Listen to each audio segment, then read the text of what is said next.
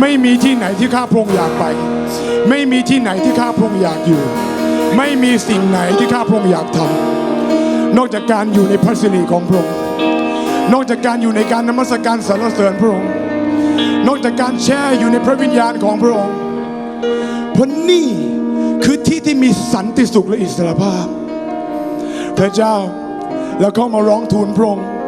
เพราะเราเป็นลูกของพระองค์และเราขอพระบิดาบนฟ้าสวรรค์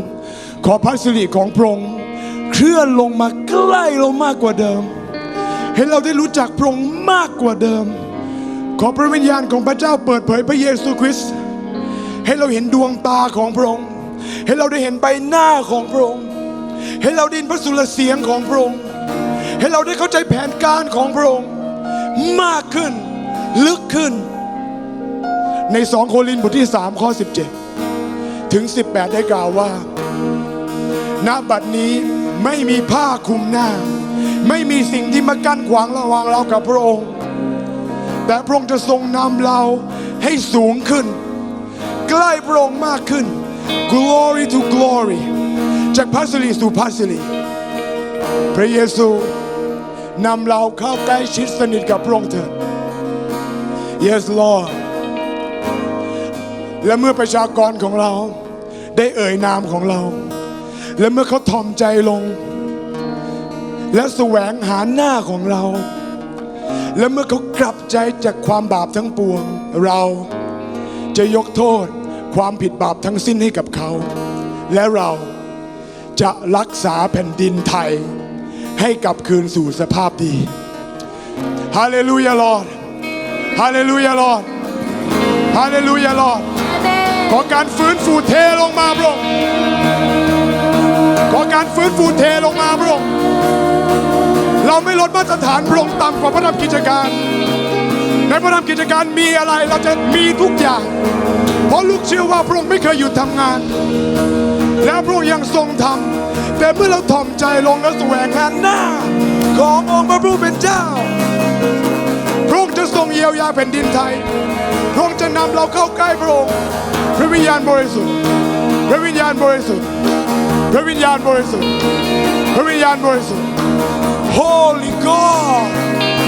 Holy Spirit come come เติมคนของพระองค์ให้เต็มพระองค์จะมาโอรามาเซนเตเรยามานาเต come เยียวยาประเทศไทยเถิดพระองค์ฟื้นฟูประเทศไทยฟื้นฟูประเทศไทยโครามาเซนเตเรยามานาเซนเตเรยาเตเต Glory to glory Glory to glory Glory to glory Come ในวิญญาณของเราขอไฟแห่งพระสิริจุดโหมในวิญญาณของท่านลึกลงในความสัมพันธ์ร้อนรนในความรักของพระเจ้า Nothing can separate you and me Lord Come Come We worship you Lord เรานมัสการพระองค์เรานมัสการพระองค์เราสรรเสริญพระองค์พระวิญญาณเราต้องการพระองค์เราเชิญพระองค์ไม่มีพระองค์เราทำอะไรไม่ได้เลยพระองค์เจ้าข้าเสด็จลงมาเถิดเสด็จลงมาเถิดเสด็จลงมาเถิดเสด็จลงมาเถิดโอ้ในชีวิตเรานั้นเราถูกเรียกมาให้เก่งไม่เหมือนกันบางคนอาจจะเก่งในการคำนวณบางคนอาจจะเก่งในการร้องเพลงเกิดมาฐานะไม่เท่ากันเราอาจจะเกิดมาหลากหลายอาชีพหลากหลายความฝันหลากหลายความสามารถแต่มีสิ่งหนึ่งที่คริสเตียนทุกคนทุกชนชาติมีเหมือนกันคือเราถูกเรียกมาให้เป็นสาวกของพระเยซูคริสต์งานมากมายอาจจะทรงเกียรติงานมากมายอาจจะรับการยกย่องจากมนุษย์แต่ผมจะบอกพี่น้องที่นี่ว่าไม่มีงานใดจะทรงเกียรติคู่ควรกับการยอมตายถวายหัวไม่มีฐานะใดไม่มีตำแหน่งใดไม่มีความสำเร็จใดในโลกนี้จะน่าภาคภูมิใจกับการที่เรานั้นได้เป็นสาวกรับใช้เยซูชาวนาซาเรตให้เราขอ อเสียงปรบมือหัวร้องดังๆให้พระเยซูคริสต์นะครับพระเยซูดังอีกดังอีกดังอีกดังอีกพระเยซูฮาเลลูยาลอร์ดฮาเลลูยาลอร์ดฮาเลลูยาลอร์ดฮาเลลูยาลอร์ดฮาเลลูยาลอร์ดวันนี้หัวข้อที่ผมจะมาแบ่งปันเป็นหัวข้อพื้นฐานชื่อหัวข้อชื่อว่าเราถูกเรียกให้ถวายเกียรติแด่พระเจ้าเรามาเริ่มต้นนะครับในพระธรรมเอเฟซัสบทที่4ข้อ13ได้พูดชัดเจนว่าน้ำพระทัยของพระเจ้าเพื่อที่จะให้เรานั้นบริบูรณ์ในความเชื่อในความรู้ถึงพระบุตรของพระเจ้าและบรรลุถึงความเป็นผู้ใหญ่ทุกคนพูดตามผู้ใหญ่ผู้ใหญ่ขนาดไหนครับผู้ใหญ่ขนาดยอห์นบัพติสโตหรือเปล่าผู้ใหญ่ขนาดเป็นเหมือนเอลีชาหรือเปล่าผู้ใหญ่ขนาดเป็นเหมือนกับผู้นำในคริสตจักรหรือผู้นำที่ท่านนับถือหรือเปล่าในพระคัมภีร์พูดชัดเจนว่าเป็นผู้ใหญ่คือโตเต็มถึงขนาดความบริบูรณ์ของพระเยซูคริสต์เราไม่มีทางเป็นพระคริสต์ได้นะครับเพราะพระองค์เป็นพระบุตรของพระเจ้าเราเป็นมนุษย์แต่พระเจ้ายังคาดหวังว่าอยากให้เราโตเต็มถึงขนาดความบริบูรณ์คำว่าบริบูรณ์คือไม่ใช่แค่ครึ่งกลางๆอย่างเวลาผมจะดาวน์โหลดไฟล์หนึ่งลงไปในคอมพิวเตอร์ผมถ้าโหลด 99% บริบูรณ์ไหมครับเวลาหนังละครไทยจะจบมงกุฎดอกส้มตอนจบจะขึ้นว่าจบบริบูรณ์การที่เราจะโตบริบูรณ์เหมือนพระเยซูคริสต์ glory to glory เหมือน2 โครินธ์บทที่3ไม่ใช่แค่เพียงการทำเหมือนที่พระเยซูทำแต่พระองค์คาดหวังให้เรามีพระลักษณะชีวิตเหมือนอย่างพระองค์แต่นอกจากคุณนั้นจะประกาศข่าวประเสริฐขับผีวางมือรักษาโรคด้วยคุณยังต้องตั้งเป้าหมายนอกจากการเจิมคุณต้องตั้งเป้าหมายที่จะมีผลพระวิญญาณเป็นเหมือนอย่างพระบุตรของพระเจ้าและนั่นคือน้ำพระทัยของพระเจ้าคือการที่เรานั้นจะมีทั้งฤทธิ์เดชและมีทั้งลักษณะชีวิตพระองค์นั้นเป็นพระเจ้าที่เต็มไปด้วยฤทธิ์เดชพระองค์เป็นพระเจ้าที่เต็มด้วยการอัศจรรย์หากพระเยซูคริสต์นั้นมีแต่ความรู้ในอดีต 2,000 ปีที่แล้วเราคงไม่เห็นพระเยซูคริสต์ยืดมือคนง่อยในธรรมศาลาเราคงไม่เห็นพระเยซูคริสต์นั้นชุบคนตายให้กลับเป็นขึ้นมาการมีอัศจรรย์มากไม่ใช่ปัญหาแต่การจดจ่อที่การอัศจรรย์มากเกินกว่าพระวจนะคำของพระเจ้าหรือความสัมพันธ์กับพระเจ้านั่นต่างหากที่เป็นปัญหาการมีฤทธิ์เดชมากไม่ใช่ปัญหาแต่การไม่มีฤทธิ์เดชเลยต่างหากที่เป็นการที่มีคนหายโรคมีการสำแดงมีคนเห็นทูตสวรรค์เห็นนู่นเห็นนี่เห็นนั่นไม่ใช่ปัญหาแต่ปัญหาคืออยู่มากี่ปีมีคนเป็นมะเร็งตายไปเรื่อยๆป่วยไปเรื่อยๆนั่นต่างหากที่เป็นปัญหาฉะนั้นการที่เรานั้นจะเป็นผู้รับใช้ที่ถวายเกียรติกับพระเจ้าได้เราจำเป็นต้องเต็มขนาดอย่างที่พระเยซูคริสต์อยากให้เราเป็นมองสิ่งที่พระเยซูทำและดูสิ่งที่พระเยซูเป็นเอเมนเพื่อที่เราจะได้บริบูรณ์เหมือนพระคริสต์นะครับเริ่มต้นภารกิจของพระเยซูเรามาดูสิ่งที่สำคัญที่จะทำให้เรานั้นมีครบทั้ง2 มิติพระเยซูทำสิ่งใดเราจะอยากทำสิ่งนั้นใช่ไหมครับพระเยซูนั้นขับผีผมอยากจะขับผีพระเยซูนั้นประกาศข่าวประเสริฐผมก็อยากจะประกาศข่าวประเสริฐพระเยซูคริสต์ถูกหินขว้างถูกต่อต้านผมก็เคยขอพระเจ้าผมอยากมีประสบการณ์แล้วก็เริ่มมีบ้างแล้วนะครับแต่สิ่งหนึ่งที่พระองค์เริ่มต้นในการทำภารกิจของพระองค์คือพระองค์นั้นไปหายอนที่ลุ่มแม่น้ำจอร์แดนและพระองค์ก็ให้ยอนบัพติศมาพระองค์ในน้ำให้เราคิดภาพนะครับสมมุติว่าเราเป็นยอนเราทำภารกิจจุ่มคนลงไปในน้ำจุ่มคนลงไปในน้ำณตอนนั้นยังไม่มีการบัพติศมาในพระวิญญาณเราเห็นภาพไหมครับเพราะพระเยซูนั้นยังไม่ได้รับเกียรติสิริฉะนั้นสิ่งที่ยอนทำคือยอนบัพติศมาในน้ำบัพติศมาในน้ำและแมสเสจจากพระบิดาบอกยอนว่าท่านไปทำภารกิจที่ลุ่มแม่น้ำจอร์แดนและจับคนกลับใจลงไปในน้ำแม่น้ำจอร์แดนจนกว่าท่านจะพบพระเมสสิยาที่กำลังจะมาและยอนก็บัพติศมาภาพของยอนคนเป็นแบบนี้ครับ โอเคไม่ใช่อีกคนหนึ่งไม่ใช่อีกคนหนึ่ง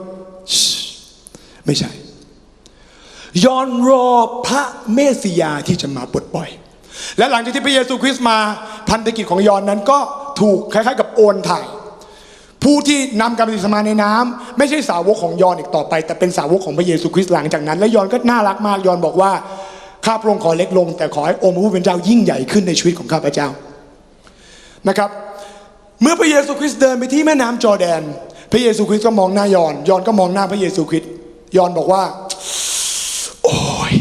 ไม่กล้าแม้กระทั่งถือรองเท้าให้เลยพระองค์เป็นพระบุตรของพระเจ้าแต่พระเยซูคริสต์บอกว่าจับฉันลงไปในน้ำด้วยยอห์นบอกโนพระองค์นั่นแหละต้องบัพติศมาลูกพระองค์นั่นแหละต้องทำให้ลูกลงไปในน้ำแต่การที่ยอห์นพูดแบบนั้นยอห์นไม่เข้าใจครับว่าหน้าที่ของการบัพติศมาในน้ำไม่ใช่หน้าที่ของพระเยซู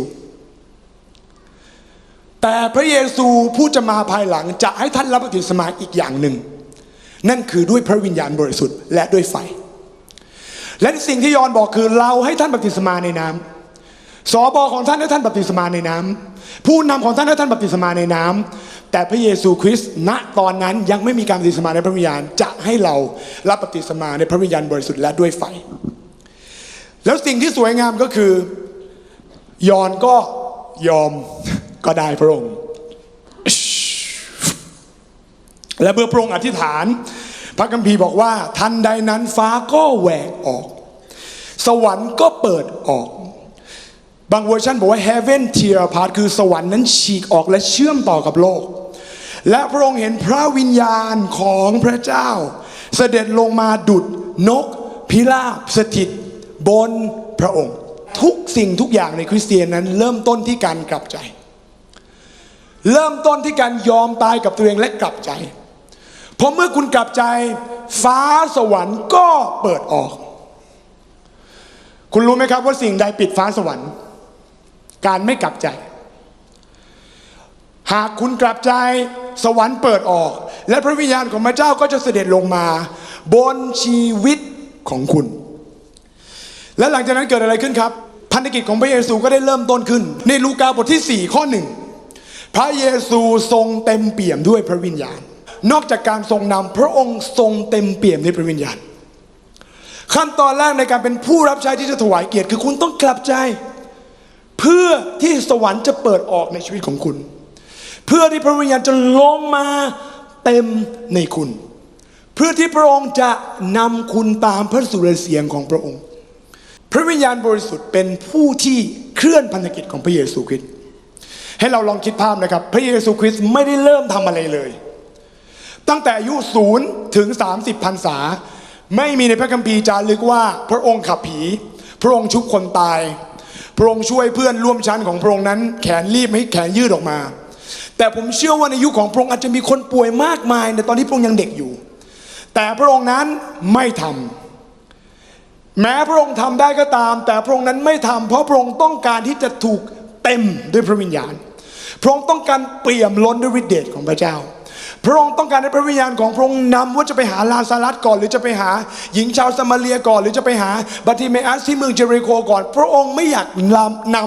ำพระวิญญาณแต่พระองค์ต้องการให้พระวิญญาณนำพระองค์แล้วลองคิดภาพถ้าเราเป็นพระเยซูคริสต์ไปโรงเรียนการอัศจรรย์เนี่ยครูป่วยจะวางมือครูก็ได้แต่เราไม่ทำนางมารีอาจจะป่วยบางครั้งพระเยซูสามารถวางมือให้นางมารีกลับมาแข็งแรงได้แต่พระเยซูคริสต์ไม่ทำเพราะพระองค์นั้นรอการเต็มเปี่ยมด้วยพระวิญญาณหากคุณอ่านในกิจการบทที่8ผู้ประกาศฟิลิปนั้นเข้าไปในเมืองหนึ่งเมืองซามาเรียนะครับถ้าผมจำไม่ผิดและในพระคัมภีร์บอกว่าฟิลิปประกาศพระวจนะคำของพระเจ้าและสำแดงฤทธิเดชของพระเจ้าคนกรีดผีออกคนที่เป็นอัมพาตลุกขึ้นมาใหม่ได้อีกครั้งหนึ่งทั้งเมืองนั้นรับพระวจนะคำของพระเจ้าและเชื่อในพระเยซูคริสต์และตอนท้ายของกิจการบทที่8เราโน้ตลงไปนะครับจะได้ไปอ่านดูตอนท้ายเมื่อเราอัครทูตรู้เรื่องในกรุงเยรูซาเล็มรู้ไหมครับว่าเราอัครทูตทำยังไงเราอัครทูตนั้นรีบถ่อไปที่เมือง นั้นเลยที่ฟิลิปทำการประกาศข่าวประเสริฐและในพระคัมภีร์บอกว่าเขาก็เอามือไปวางและให้พระวิญญาณบริสุทธิ์บัพติศมาคนที่เพิ่งเชื่อพระเยซูคริสต์และตอนท้ายวรรคสุดท้ายบอกว่าเพราะเขาแค่รับบัพติศมาในพระเยซูแต่ไม่ได้รับบัพติศมาในพระวิญญาณบริสุทธิ์ฉะนั้นการเป็นผู้รับใช้ของพระเจ้าสำคัญมากไอดอลเราทำอะไรเราทำเช่นเดียวกันเห็นไหมครับพระเยซูคริสต์รอพระวิญญาณเต็มด้วยพระวิญญาณฟังพระวิญญาณเราเช่นกันจำเป็นต้องเป็นผู้รับใช้ที่นำโดยพระวิญญาณเคยรีดผ้าไม่เสียบปลั๊กไหมครับเหนื่อยไหมครับกดแทบตายสุดท้ายยับเท่าเดิมพระคำเป็นเหมือนกับโคมส่องเท้าให้ความสว่างในการเดินทางแต่ในกาลาเทียบอกว่าจง walk in the spirit จงเดินโดยพระวิญญาณ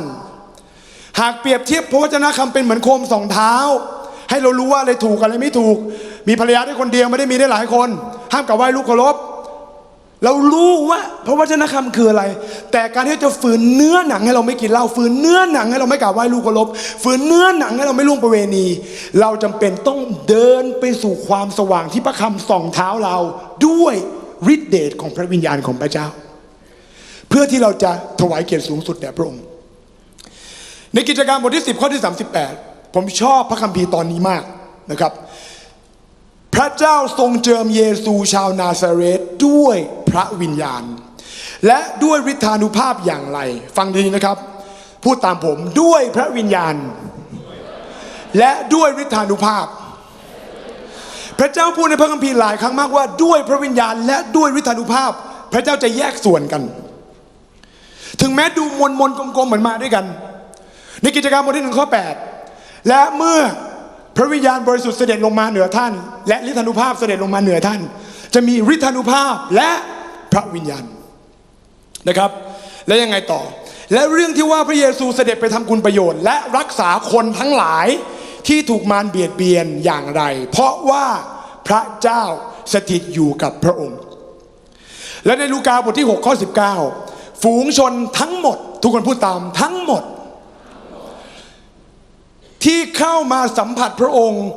มีฤทธิ์ซ่านออกจากพระองค์และรักษาพวกเขาให้หายได้ทุกคนในมาระโกบทที่5ฤทธิ์ซ่านออกไปแต่หญิงตกเลือดแต่ในลูกาบทที่6ฤทธิ์ซ่านออกไปแต่คนทุกคนที่เข้ามาแตะต้องพระเยซูและฤทธิ์ซ่านนั้นถูกยืนยันในกิจการบทที่10ข้อที่38แล้วว่าฤทธิ์ซ่านนั้นคือการเจิมจากพระวิญญาณบริสุทธิ์ขอเสียงปรบมือกับพระวิญญาณบริสุทธิ์นะครับพี่แชมป์ทำไมประกาศข่าวประเสริฐคนเชื่อง่ายจังทำไมวางมือคนหายป่วยบ่อย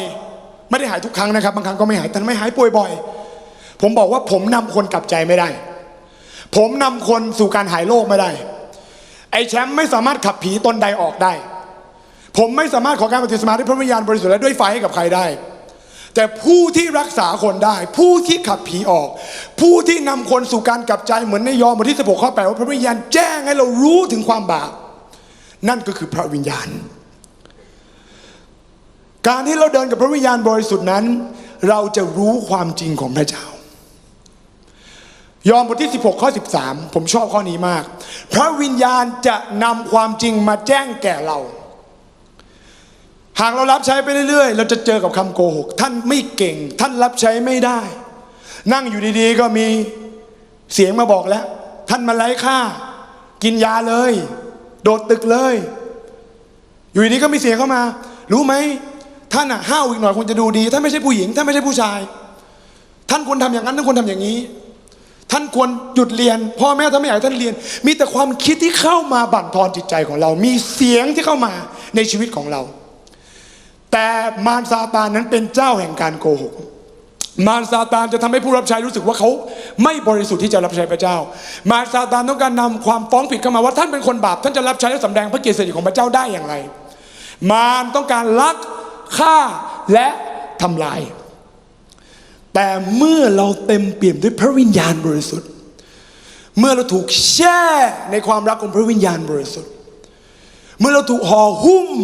ด้วยมิติไฟวิญญาณที่เราไม่รู้แล้วว่าแอร์มันเย็นเท่าไหร่เราไม่รู้แล้วว่าใครเดินอยู่รอบตัวเราบ้างแต่เราแช่ยอมสิโลลาบต่อพระวิญญาณของพระเจ้าเสียงของพระเจ้านั้นจะพูดกับเราว่าท่านเป็นบุตรที่รักของเราท่านมีคุณค่าในสายตาของเราเราจะใช้เจ้าเรารักเจ้าจงลุกขึ้นเข้มแข็งแล้วกล้าหาญเถิดพระวิญญาณจะนำความจริงมาแจ้งแก่ท่านพระวิญญาณจะเป็นผู้ปลอบประโลมใจท่านในยอห์นบทที่14ข้อ16ในวันที่ท่านอ่อนกำลังบางครั้งผมทะเลาะกับเพื่อนผมมีปัญหาผมตื่นขึ้นมาเคาะห้องแม่ผมตอนตี 3คุณว่าแม่ผมจะโต้ตอบยังไงครับกูนอนแล้วปังไปเคาะห้องน้องชายผมนิสัยดีมากนะครับถ้าเคาะรัวๆเนี่ยจี๊บเฮียเครียดพอเปิดประตูเข้ามามึงปิดไฟด้วยพรุ่งนี้ค่อยว่ากันแต่ขอบคุณพระเจ้าที่ผมมีความสัมพันธ์กับพระวิญญาณผมกลับมาในห้องนอนผมและผมก็เริ่มปิดไฟและเปิดเพลงนมัสการเบาๆแล้วก็หลับตาเริ่มพูดภาษาแปลกๆโคราบาบาเซนเดเรเคลื่อนพระวิญญาณเคลื่อนสวรรค์ลงมาและผมก็เริ่มคุยกับพระองค์และพระองค์ก็ปลอบประโลมใจผมประโยคต่อประโยคคำต่อคำและพระองค์ก็ถอดผมออกจากบ่วงโซ่พันธนาการและตั้งแต่ตี 3 ถึง 6 โมงเช้าผมก็ได้รับการฟื้นใจใหม่จากพระวิญญาณบริสุทธิ์ขอเสียงปรบมือกับพระวิญญาณบริสุทธิ์นะครับพระวิญญาณจึงเป็นพระเอกเป็นคีย์โรในการรับใช้1 โครินธ์บทที่ 12ของประทานทุกสิ่งถูกประทานผ่านทางพระวิญญาณไม่ว่าจะเป็นผู้ภาษาแปลกๆไม่ว่าจะเป็นการพูดด้วยถ้อยคำที่ประกอบด้วยความรู้ถึงแม้กระทั่งในเอเฟซัสที่เป็นของประทานจากพระคริสต์ก็จริงแต่พระเยซูคริสต์นั้นทรงผ่านของประทานของดีพระพรผ่านทางพระวิญญาณโรมบทที่ 5 ข้อ 5เพราะความหวังจะไม่ทำให้ผิดหวังเพราะพระเจ้าทรงใส่ความรักหลั่งลิ้นเข้ามาสู่จิตใจของเราผ่านทางพระวิญญาณเมื่อคุณเป็นผู้รับใช้พระเจ้าคุณอยากหลงรักพระเจ้าคุณอ่านพระคัมภีร์กลับหน้ากลับหลังอ่านภาษาฮีบรูภาษากรีกอาจจะทำให้คุณรู้จักพระเยซูมากขึ้นแต่เมื่อคุณมีประสบการณ์กับพระวิญญาณคุณถูกความรักของพระองค์กระแทกเข้าไปในวิญญาณของคุณคุณถูกความรักของพระองค์ห่อหุ้มคุณได้ยินเสียงอันอ่อนโยนของพระเยซูที่ตรัสผ่านทางพระวิญญาณคุณได้เห็นหน้าของพระเยซูชัดในนิมิตของคุณคุณเห็นเสียงที่พระองค์นั้นพูดกับคุณคุณจะมั่นใจในความรักของพระเจ้าคุณจะกล้าที่จะยอมตายเพื่อพระนามพระเจ้าและคุณจะเป็นผู้ที่สามารถยืนการได้ว่าพระองค์เป็นจริงในชีวิตคุณได้ไหมครับว้าวแล้วยังไงต่อครับพระวิญญาณลงมาเพื่อให้ของประทานและพระองค์นั้นยังลงมาเพื่อที่จะเปลี่ยนแปลงเราให้เป็นเหมือนพระเยซูคริสต์ในกาลาเทียบทที่ 5 ข้อ 21 ถึงข้อ 22ผลพระวิญญาณทั้งหมดความรักปราบปลื้มใจสันติสุขกดกั้นใจความดีความปราณีความสัตย์ซื่อสุภาพอ่อนน้อมทุกข้อเป็นผลชีวิตลักษณะเหมือนพระเยซูแต่ในพระคัมภีร์พูดชัดเจนว่าลักษณะเหมือนพระเยซูนั้นมาจากผลของพระวิญญาณเป็นไปไม่ได้ที่คุณอยากจะให้คริสตจักรนั้นเป็นเหมือนพระเยซูแต่คุณไม่เคลื่อนไปกับการทรงสถิตของพระวิญญาณเป็นไปไม่ได้ที่คุณบอกว่าคุณอยากจะผลิตมะม่วงในบ้านของคุณเองแต่คุณไม่คิดที่จะปลูกต้นมะม่วงในบ้านของคุณเองคุณก็ต้องไปซื้อมะม่วงจากตลาดมาแต่ถ้าคุณต้องการให้ผลพระวิญญาณนั้นเกิดผลคือเกิดจากต้นเหตุผลลักษณะของพระวิญญาณเกิดขึ้นจากการที่เรามีการแช่และทรงสถิตของพระวิญญาณอยู่ในคริสตจักรเอเมนไหมครับยอห์นบทที่ 20 ข้อ 21เป็นตอนที่พระเยซูนั้นกำลังจะเสด็จขึ้นสวรรค์พระเยซูพูดว่าในพระคัมภีร์นะครับผมจะอ่านให้ฟังพระเยซูตรัสกับเขาอีกว่าทุกคนพูดตามอีกว่าไม่ได้แปลว่าเป็นครั้งเดียวในลูกาบทสุดท้ายก็มีพูดพระองค์กำชับในกิจการบทที่1ข้อ8พระองค์กำชับในกิจการบทที่1ข้อ4พระองค์กำชับในลูกาในมัทธิวในยอห์นพระองค์กำชับว่า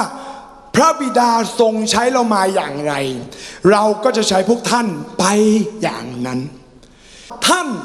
ในฐานะผู้ที่เป็นตัวแทนของพระเยซูท่านจำเป็นต้องทำทุกสิ่ง เหมือนที่พระองค์ทรงทำแต่ในข้อที่22เป็นตอนที่เจ๋งมากหลังจากนั้นพระเยซูก็ระบายลมปราณและพระเยซูก็บอกกับเราสาวกว่าจงเต็มล้นในพระวิญญาณบริสุทธิ์แต่คำถามคือเราสามารถรับใช้พระเจ้าได้ไหมครับทั้งที่เราไม่มีพระวิญญาณทำได้ไหมครับทำได้ไหมครับทำได้เพราะในลูกาบทที่9พระเยซูทรงให้สาวก12คนออกไปเป็นคู่เพื่อออกไปตามบ้านและประกาศข่าวประเสริฐพระเยซูบอกว่าเรียกสาวก12คนมาพร้อมกันและทรงให้พวกเขามีฤทธิเดชและสิทธิอำนาจเหนือผีทั้งหลายและรักษาโรคต่างๆให้หายได้พระองค์ทรงใช้เขาทั้งหลายไปประกาศแผ่นดินของพระเจ้าและรักษาคนป่วยให้หายตอนนั้นเหล่าสาวกยังไม่ได้มีพระวิญญาณบริสุทธิ์ขับผีออกไหมครับออกไหมครับออกประกาศข่าวประเสริฐในนามพระเยซูคนรับเชื่อไหมครับเชื่อผมว่าคุณไม่ต้องเป็นคริสเตียนก็ได้คุณแค่จำสคริปต์ข่าวประเสริฐแล้วคุณก็ไปพูดคนแปลกหน้าว่าพระเยซูคริสต์ไถ่บาปได้นะเดี๋ยวผมนำคุณรับเชื่อผมเชื่อว่าคุณจับมือคนนั้นอธิษฐานรับเชื่อพระเจ้าก็รับเขาไว้แล้วทำได้ไหมครับทำได้แต่การรับใช้โดยการปราศจากพระวิญญาณและฤทธานุภาพของพระวิญญาณนำเปโตรผู้ขับผีออกเป็น100ตัวนำเปโตรผู้เดินบนน้ำกับพระเยซูนำเปโตรผู้ประกาศข่าวประเสริฐให้ตัดสินใจปฏิเสธพระเยซูถึง3 ครั้งแล้วทำไมเปโตรถึงปฏิเสธพระเยซูแล้วไม่ได้ปฏิเสธเท่านั้นนะครับยูดาสเนี่ยทรยศพระองค์เลยขายพระองค์ว่ายังไงคือฆ่าพระองค์11 คนหนีหมดมียอห์นตามขึ้นไปทุกคนหนีหมด70 กว่าคนที่พระเยซูใช้เป็นสาวกวงชั้นกลางเนี่ยไม่เห็นหัวเลยแต่ตอนที่พระเยซูนั้นกลับเป็นขึ้นมาพระเยซูยังสั่งให้เขาออกไปบัพติศมาชนชาติในพระนามพระบิดาพระบุตรและพระวิญญาณบริสุทธิ์พระเยซูยังสั่งเขาออกไปประกาศข่าวประเสริฐจนสุดปลายแผ่นดินโลกในมาระโกบทที่16 วรรค 15ถ้าเราเป็นพระเยซูเราจะเชื่อใจคนที่เพิ่งหักหลังเราไหมครับเชื่อใจไหมครับถ้าเราเป็นพระเยซูกำลังคุยกับเปโตรเธอเพิ่งปฏิเสธเรา3 ครั้งพระองค์ต้องใช้ความเชื่อมากเท่าไหร่ในการไว้วางใจให้พันธกิจทั้งโลกไว้กับ11 คนที่วิ่งหนีตอนพระองค์ถูกตึงพระองค์ต้องใช้ความเชื่อไหมครับนั่นคือซุปเปอร์ความเชื่อเลยแต่พระองค์ไม่ได้ใช้ความเชื่อวางลงในสาวกที่หนีด้วยกำลังเนื้อหนังของเขาแต่รู้ไหมครับทำไมพระเยซูถึงวางใจว่าเขาจะทำได้เพราะพระเยซูวางใจในไฟแห่งพระวิญญาณที่จะลงมาในพระธรรมกิจการในห้องชั้นบนพระองค์เทรนเขาในการรับใช้ประกาศข่าวประเสริฐขับผีมีความรู้เรื่องพระวจนะคำแต่ความรู้นำให้เขาปฏิเสธพระเยซูเมื่อความตายมาถึงเขาเลือกชีวิตเขาก่อนแต่คีโรสุดท้ายที่จะนำผู้รับใช้ในประเทศทั่วโลกให้กล้ายืนการเพื่อพระนามพระเจ้าให้กล้ายืนหยัดเพื่อพระนามพระเยซูหากวันหนึ่งเราถูกกดขี่ด้วยแอนติไครสต์แล้วถูกปืนจ่อหัวเราจะไม่ใช่คนนั้นที่บอกว่าโอเคพี่หนูไม่เอาพระเยซูก็ได้แต่เราจะเป็นเปโตรในร่าง2ที่ยอมตายเพื่อพระนามพระเจ้าพระองค์รู้ว่าไฟของพระเจ้าจะลงมาในพระธรรมกิจการบทที่2และพระองค์รู้ว่าไฟและพระวิญญาณบริสุทธิ์นั้นพระวิญญาณบริสุทธิ์คือพระวิญญาณบริสุทธิ์ผู้ประทานการบังเกิดใหม่และชีวิต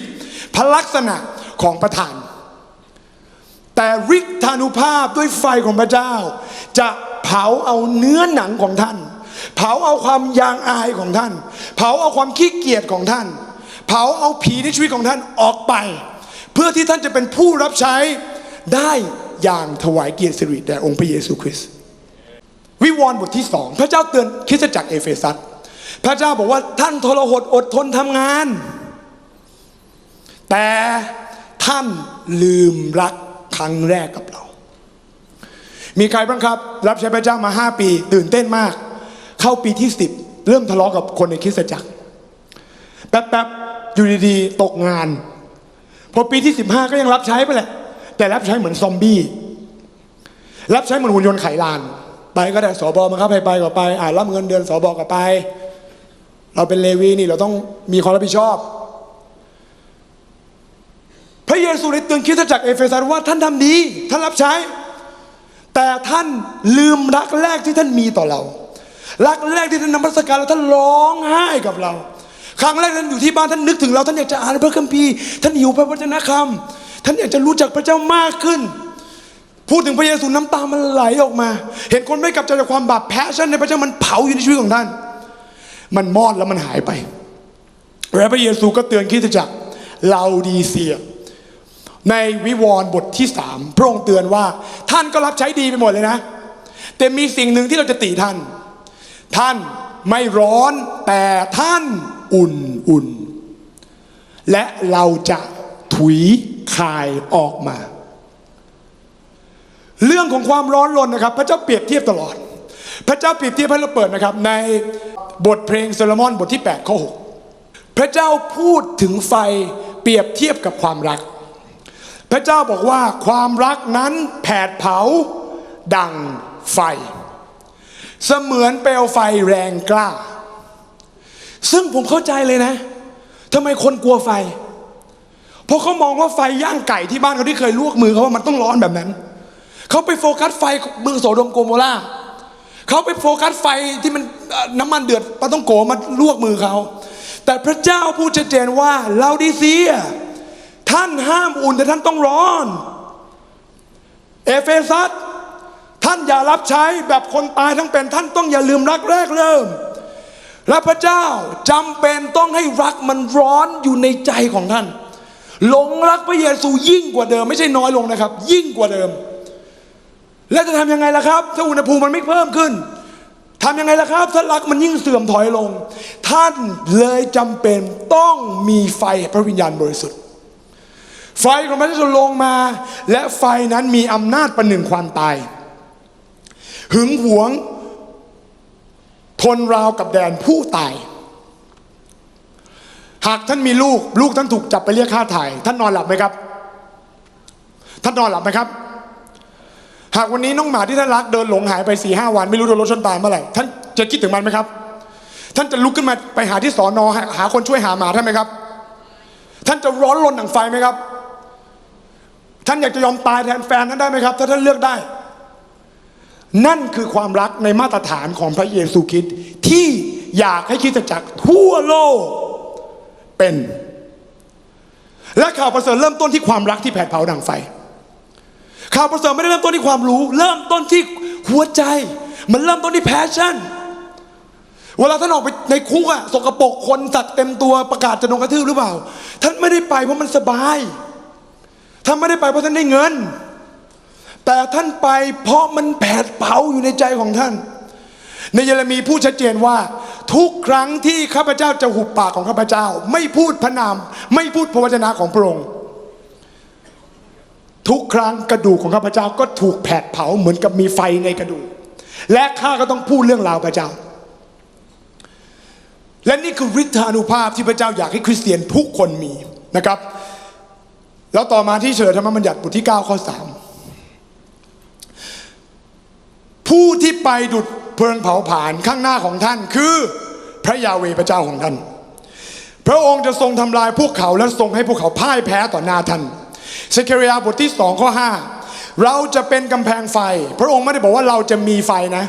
เราจะมีกำแพงไฟไม่ใช่นะเราจะเป็นพระเจ้าบอกกำแพงไฟนั่นแหละ I am the fire I am the wall of fire พระองค์เองคือไฟและพระองค์ล้อมกรุงเยรูซาเล็มเพื่อปกป้องและเพื่อเป็นสง่าราศีสดุดีบทที่97ข้อ3ไฟเพลิงเผาผลาญลุกโชติช่วงนำขบวนเสด็จของพระยาเวห์เพื่อเผาผลาญศัตรูให้มอดไหม้และให้พินาศไปสิ้น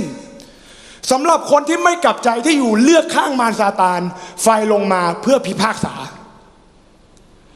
แต่สำหรับผู้ที่กลับใจมาเป็นคริสเตียนที่รักพระเจ้า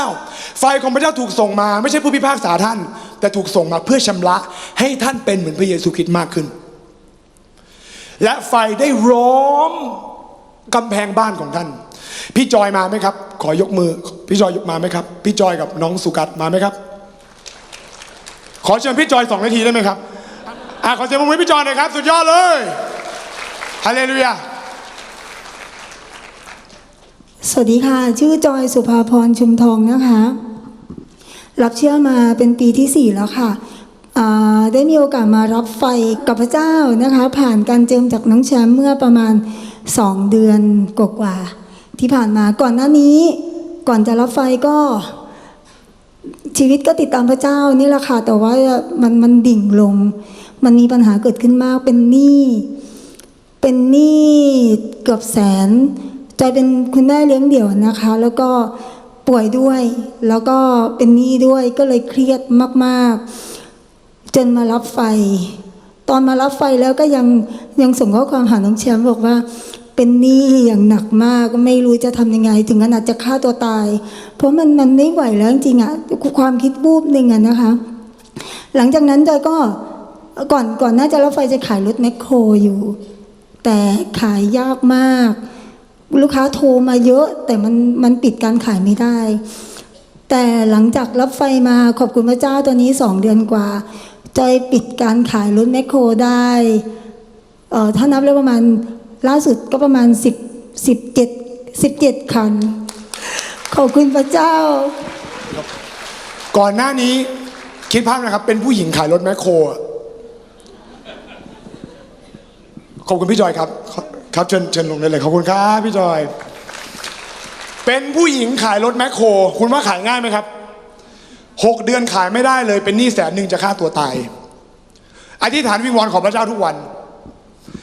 แต่พี่จอยพูดให้ฟังว่าทุกครั้งที่จะขายได้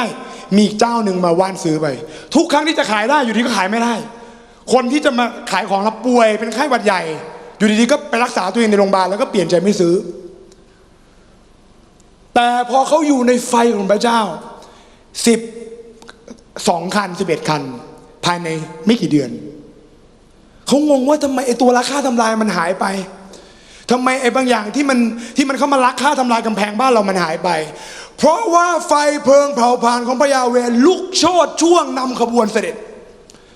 และล้อมเอากำแพงเมืองกรุงเยรูซาเล็มไว้ใครจะตีไม่ได้คนจะขโมยเงินไม่ได้ใครจะโกงเงินไม่ได้เพราะพระเจ้าจะล้อมด้วยไฟและไฟคือพระเจ้าผมไม่ได้บ้าไฟนะครับเพราะผมรู้ว่าไฟคืออะไรอันนี้ไม่ต้องพูดถึงเรื่องโรคภัยไข้เจ็บนะครับโรคมะเร็งหายกันเต็มไปหมดโรคต่างๆหายกันเต็มไปหมดเพราะเขาพึ่งพาฤทธานุภาพนะครับการตีความในเรื่องของการปฏิสมาด้วยไฟแบ่งเป็น4 ส่วนเริ่มต้นตั้งแต่วรรคที่1ถึงวรรคที่12นะครับวรรคที่1ถึง4คือส่วนแรกพูดถึงยอห์นการแต่งกายของยอห์นพันธกิจของยอห์นสิ่งที่ยอห์นทำอาณาเขตที่ยอห์นนั้นกำลังนำคนสู่การกลับใจแต่ส่วนที่2คือข้อ5ถึงข้อที่6ข้อ5ถึงข้อที่6ไม่ได้พูดถึงยอห์นแล้วแต่พูดถึงคนที่แห่กันมาทุกคนพูดตามคนที่แห่กันมาทำอะไรครับแห่กันมากลับใจแต่ส่วนที่3คือข้อที่7ถึงข้อที่10พูดถึงผู้นำศาสนาที่มาตรวจสอบและจับผิดยอห์นมาทุกวันและตามหลักศาสนาจารย์เขาพูดแล้วว่าคนที่มาเนี่ยเป็นฟาริสีเนี่ยกับเป็นซาดูสีเนี่ยเขาไม่ได้มาเพื่อกลับใจให้ยอห์นจุ่มลงไปในน้ำแต่เขาแฝงตัวลงมาเพราะเขารับเหมือนกับหมายจากปุโรหิตหลวงลงมาเพื่อดูแลความปลอดภัยเหล่าฟาริสีกับซาดูสีก็เลยมาที่ลุ่มแม่น้ำจอร์แดนเพื่อมาดูในสิ่งที่ยอห์นทำในข้อที่7ถึงข้อที่10แต่ในข้อที่11ถึง12ในส่วนที่4พูดถึงผู้ที่จะมาภายหลังนั่นก็คือพระเยซูคริสต์นะครับเราเริ่มต้นกันเลยนะครับคำว่าบัพติศมาภาษากรีกคือแบปทิโซทุกคนพูดตามแบปทิโซถูกใช้ทั้งหมด63 ครั้งในพระคัมภีร์ในมัทธิว6 ครั้งมาระโก9 ครั้งลูกา8 ครั้งยอห์น11 ครั้งกิจการ19 ครั้งตามที่ผมโชว์ให้ดูนะครับทั้งหมด63 ครั้งและ63 ครั้งที่ใช้นั้นมีอยู่2 ความหมายเท่านั้นไม่มีความหมายอื่นความหมายหนึ่งก็คือการอยู่ภายใต้อำนาจหรือการถูกจุ่มมิดทุกคนพูดตามจุ่มมิดหากผมเอานมมาแล้วเอาคนกดลงไปใต้นมคุณบัพติศมาอยู่ใต้อำนาจของนม ผมเอาเป๊ปซี่มาจับคุณกดลงไปใต้เป๊ปซี่คุณกำลังปฏิสมาอยู่ใต้เป๊ปซี่ปฏิสมาในพระนามพระเยซูคือคุณยอมอยู่ภายใต้อำนาจของพระนามพระเยซูเอเมนแต่อีกความหมายหนึ่งนะครับในลูกาบทที่11ข้อ38แต่ฟาริสีคนนั้นสังเกตว่าพระเยซูไม่ล้างมือแต่กินข้าวคำว่าล้างพระหัตถ์หรือไม่ล้างมือเนี่ยเขาไม่ได้ใช้ว่าไม่ล้างมือแต่เขาใช้ว่าทำไมไม่บัพติศมามือฉะนั้นความหมายของคำว่าบัพติศมาใช้อยู่แค่2 ส่วนคือ1อยู่ภายใต้อำนาจ2คือชำระให้สะอาดและในความหมายในบริบทมัทธิวนะครับเรามาดูในมัทธิวส่วนแรกก่อนนะครับส่วนแรกคือข้อ1 ถึงข้อ 4ผมจะอ่านให้ฟังนะครับบรีฟยอห์นผู้ให้บัพติศมาได้เทศนาในถิ่นกันดารแห่งแคว้นยูเดียและกล่าวว่าจงกลับใจใหม่เพราะอาณาจักรสวรรค์ได้ใกล้มาแล้วแล้วก็มีการยืนยันจากผู้เผยพระวจนะอิสยาห์ว่าเสียงของผู้หนึ่งจะร้องในถิ่นทุรกันดารคือจะเป็นผู้หนึ่งที่ร้องประกาศข่าวประเสริฐในถิ่นทุรกันดารเพื่อเตรียมทางให้พระเยซูคริสต์คือเตรียมทางให้องค์พระผู้เป็นเจ้าที่กำลังมาและเตรียมทางของพระองค์ให้ตรงไปในข้อที่4พูดถึงการแต่งกายแล้วนะครับเสื้อทำจากขนอูฐเอวคาดด้วยเข็มขัดหนังซึ่งตรงนี้เกี่ยวกับยอห์นล้วนๆในส่วนที่2ข้อ5กับข้อ6ไม่ได้พูดถึงยอห์นแล้วขึ้นสไลด์ด้วยนะครับส่วนที่2ได้พูดถึงประชากรจากกรุงเยรูซาเล็มทั่วแคว้นยูเดียและทั่วแถบแม่น้ำจอร์แดนพากันมาหาเขามาจากไหนบ้างนะครับกรุงเยรูซาเล็มมาจากไหนนะครับมาจากไหนนะครับผมเชื่อว่าไม่ได้มาแค่หลัก10แต่ผมว่าน่าจะมาเป็น100แห่กันมาในข้อที่6บอกว่าเมื่อเขาสารภาพบาปทั้งหลายของตนแล้วยอห์นก็ให้พวกเขารับบัพติศมาในแม่น้ำจอร์แดนแปลว่าประชากรที่มาทั้งหมดจากข้อที่5เนี่ยเขาสารภาพบาปแล้วเขาก็ถูกลงไปในน้ำเลยเห็นภาพไหมครับสมมติเป๊กกลับใจปุ๊บผมเป็นยอห์นทุนมาหากลับใจใช่ไหมผมจะลงไปในน้ำเอเมนไหมครับผ่านไหมครับตอนนี้มีคาแรคเตอร์อยู่2 กลุ่ม1ยอห์นและผู้รับใช้ทำไมผมถึงบอกว่ายอห์นและผู้รับใช้เพราะผมเชื่อว่ายอห์นไม่ทำภารกิจคนเดียวคงต้องมีทีมงานช่วยด้วยนะครับ2กลุ่มคนกลับใจจากกรุงเยรูซาเล็มยูเดียลุ่มแม่น้ำจอร์แดนใช่ไหมครับกลุ่มที่3อันนี้ไม่ใช่กลุ่มยอห์นอันนี้ไม่ใช่กลุ่มคนกลับใจแต่เป็นนักศาสนาโผล่มาในข้อที่7ถึงข้อที่10เมื่อยอห์นเห็นพวกฟาริสีและพวกซาดูสีมายังที่ซึ่งเขาให้บัพติศมาอยู่หลักศาสนศาสตร์ตีความนะครับว่าเขาไม่บัพติศมาแน่นอนเขาไม่ได้กลับใจเขามาจับผิดยอห์นก็กล่าวกับพวกเขาว่าเจ้าชาติงูร้ายใครตักเตือนพวกเจ้าให้หนีจากพระพิโรธที่จะมาถึงจงเกิดผลใหม่ให้สมกับที่กลับใจอย่านึกในใจว่าเรามีอับราฮัมเป็นบรรพบุรุษของเราบอกกับท่านว่าพระเจ้าทรงทำให้ลูกหลานของอับราฮัมเกิดจากก้อนหินเหล่านี้ได้ขวานอยู่ที่โคนต้นไม้ทุกคนพูดตามขวานอยู่ที่โคนต้นไม้เพราะพระองค์จะตัดทั้งต้นถ้าต้น1 ต้นไม่เกิดผลมาเดือพระเยซูสาปให้ตายทั้งต้นในยอห์นบทที่15พูดถึงเถาวังุ่นถ้าไม่ติดสนิทกับพระองค์ไม่เกิดผลทั้งหมดจะถูกทิ้งลงไปเผาในไฟซึ่งลิงก์กับตอนนี้คือถ้าทั้งต้นไม่กลับใจและไม่เกิดผลของการกลับใจก็แปลว่าไม่ได้กลับใจจริงคุณบอกคุณกลับใจแต่คุณยังโกงคุณบอกคุณกลับใจแต่คุณยังเป็นฆาตกรคุณบอกคุณกลับใจแต่คุณยังค้าประเวณีแปลว่าการกลับใจของคุณไม่เกิดผลตามต้นทั้งต้นจะถูกตัดออกและโยนลงไปในไฟในข้อที่10ไฟตรงนี้คือไฟของคนที่ไม่กลับใจผมบอกตั้งแต่ตอนแรกใช่ไหมครับว่าไฟสำหรับคนไม่กลับใจคือไฟแห่งการพิพากษาแกได้เรียนไหมครับแต่ไฟของการกลับใจของคนที่กลับใจคือการชำระแกบให้บริสุทธิ์เรามาดูในข้อที่11กับข้อที่12ผมมีคำถามเราให้บัพติศมาในน้ำแก่พวกท่านแสดงถึงการกลับใจใหม่ฟังนะครับแก่พวกท่านคือมีหลายคนยอห์นบอกว่าเราให้ท่านรับบัพติศมาในน้ำแก่พวกท่านยอห์นพูดถึงฟาริสีหรือพูดถึงคนที่กลับใจครับพูดถึงฟาริสีหรือพูดถึงคนที่กลับใจครับฟาริสีหรือคนกลับใจครับอ้าวคุณรู้ได้ยังไงอ่ะ ก็ยอห์นบอกตั้งแต่ต้นวรรคว่าเราให้ท่านลงไปในน้ำเนี่ยแต่พวกท่านเนี่ยแสดงถึงว่าท่านกลับใจฉะนั้นแก่พวกท่านคือพูดถึงคนที่ลงไปในน้ำแต่จะมีผู้หนึ่งที่มาภายหลังเราไม่คู่ควรแม้จะถือฉลองพระบาทหรือรองเท้าของพระเยซูพระองค์จะทรงให้ท่านทั้งหลายรับฟังดีๆนะครับพระองค์คือพระเยซูจะทรงให้ท่านทั้งหลายผมถามหน่อยท่านทั้งหลายเนี่ยยอห์นพูดถึงฟาริสีหรือพูดถึงคนที่กลับใจครับพูดถึงคนที่เป็นฟาริสีหรือคนที่กลับใจครับก็ยอห์นพูดกับท่านทั้งหลายตั้งแต่ต้นวรรคว่าท่านกลับใจในน้ำอ่ะแต่คนที่จะมาภายหลังจะให้ท่านที่กลับใจในน้ำเนี่ยรับบัพติศมาคือในพระวิญญาณบริสุทธิ์และด้วยไฟมันเลยไม่สมเหตุสมผลที่ผมจะบอกว่าเป๊กกลับใจใหม่ในน้ำแล้วนะแต่พระเยซูคริสต์อ่ะจะบัพติศมาเป๊กอ่ะด้วยพระวิญญาณบริสุทธิ์และด้วยไฟแห่งการพิพากษาเป๊กจะต้องตายไม่ดีในนรก It's not making sense ข้อที่12พระองค์ถือพลั่วในพระหัตถ์พร้อมแล้วและทรงจะเก็บกวาดลานข้าวพระองค์ทรงรวบรวมข้าวซึ่งเป็นของพระองค์ไว้ในยุ้งฉางและจะเผาแกลบทุกคนพูดตามแกลบด้วยไฟไม่รู้ดับนะครับเดี๋ยวให้เราข้ามไปใน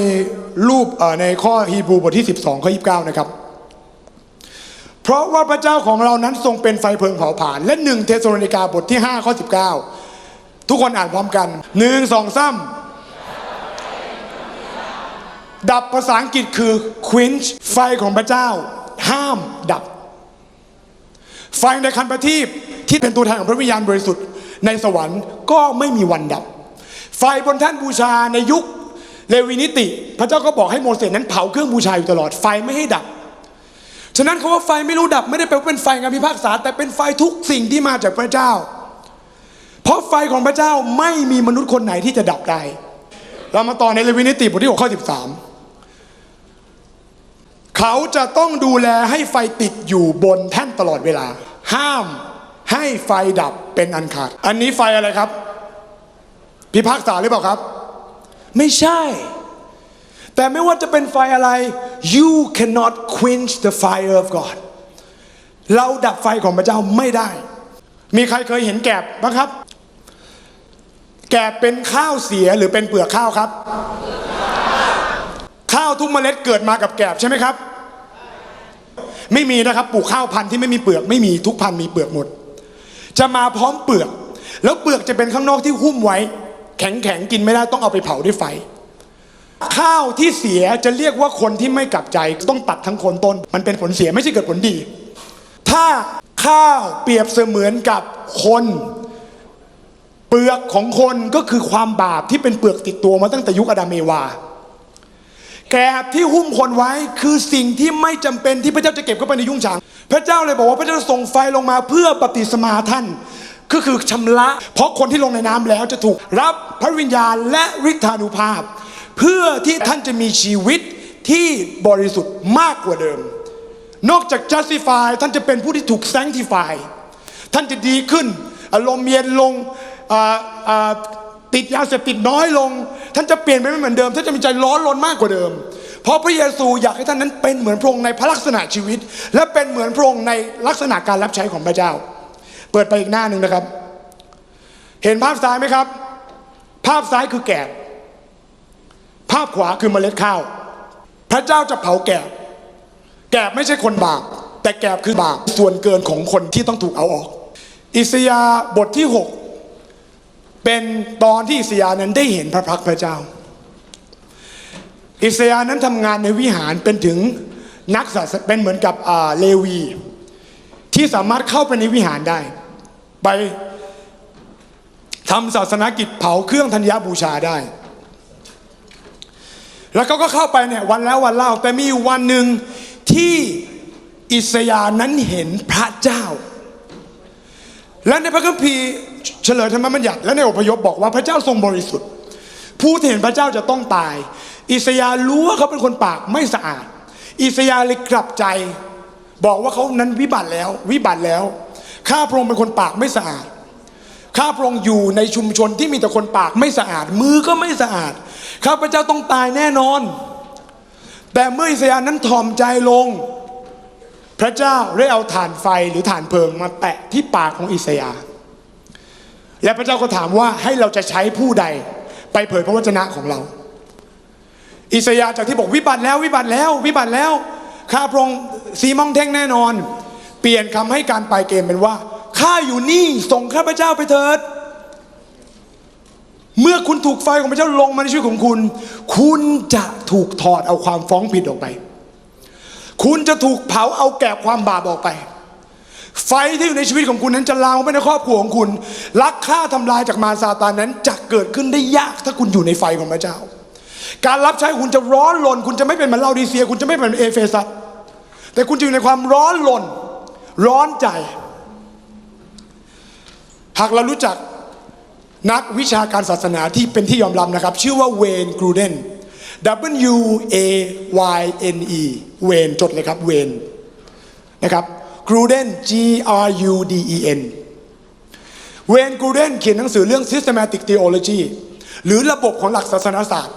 เขาเป็นผู้ที่ทั่วโลกยอมรับเปิดไปหน้า640เวนกรูเดนคอนเฟิร์มว่าถ้าเปรียบเทียบจากหลักการพระคัมภีร์ทั้งเล่มถ้าเปรียบเทียบจากความหมายของคำว่าแบปทิโซถ้าเปรียบเทียบกับบริบทที่ยอห์นพูดกับคนที่ลงไปในน้ำกลับใจแล้วไฟ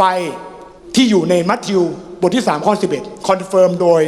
ศาสตราจารย์นักวิชาการที่เป็นที่ยอมรับหลายๆครั้งเราไม่ยอมรับแคทเธอรีนคูแมนเราไม่ยอมรับเบนนีฮินเราไม่ยอมรับผู้ที่เคลื่อนด้วยฤทธิ์เดชไม่เป็นไรแต่ผมกำลังพูดถึงผู้ที่เป็นนักวิชาการระดับโลกเขาบอกว่าไฟในมัทธิวบทที่3ข้อ11คือไฟแห่งการชำระผู้รับใช้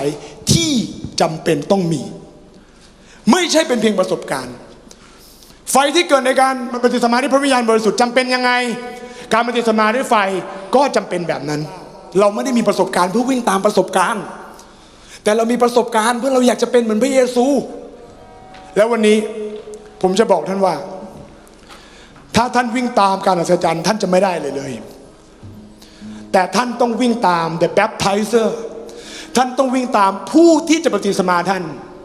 ผู้ที่จะมาภายหลังนั้นเป็นคนที่ท่านต้องจดจ่ออาเมน